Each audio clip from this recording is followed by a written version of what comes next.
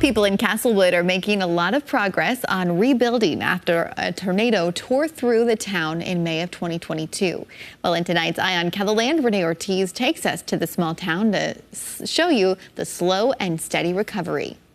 It's been more than a year and a half since an EF2 tornado tore through Castlewood, destroying several homes and parts of the school. Approximately 20 homes that had to be taken out, 60, 70 homes that were affected by the tornado itself, so the damage sure added up quite fast. Since then, many of the destroyed homes have been cleared, and repairs are taking place on homes that were damaged. We've definitely come a long ways in this year and a half.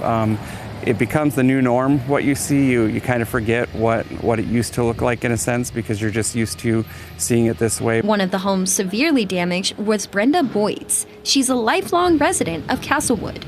It was not enough to be condemned, thankfully, so we weren't displaced like many were, but it was enough where it exceeded what the insurance wanted to pay out to get it fixed. The Boyd family lived in that home for decades. It's been a grieving process, it really has. We got to spend a winter there, which was really interesting, and we're finally ready. It's like, yep, let's just be done. She and her husband decided to build a new home right behind their old one, instead of leaving the area.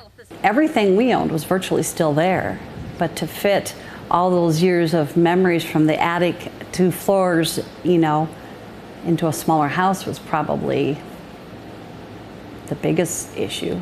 Over across the street from the Boyd house, repairs are underway at the school. We definitely feel better about where we're at with the modular units and that we know where all the students are going to go.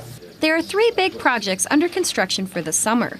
Book says they are working to turn the old gym into additional classroom space, rebuild the kitchen and lunchroom, and build a new garage and bus barn. And then, of course, our hope is to add new square footage as well. So there's definitely different levels and phases of what we're trying to do. They're definitely making it more feel like a school, I guess, because there was not, when you came in last year, it wasn't, like, it looked not good and it just wasn't as pretty as we thought it was going to be.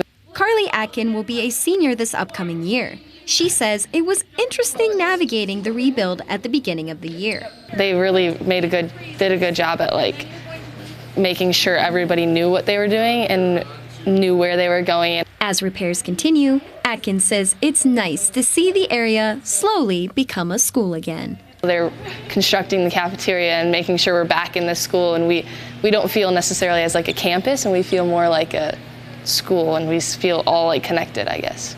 As repairs continue, Reese says the town and community of Castlewood will continue moving forward. That process could take, 2 to 3 years here from yet, so we're going to continue to see that continued growth and rebuild back process from the tornado from last year. A process that will create a new beginning for Castlewood. With Eye on KELOLAND, I'm Renee Ortiz. A school bond failed back in March. The school board hopes they can get a new one passed this fall.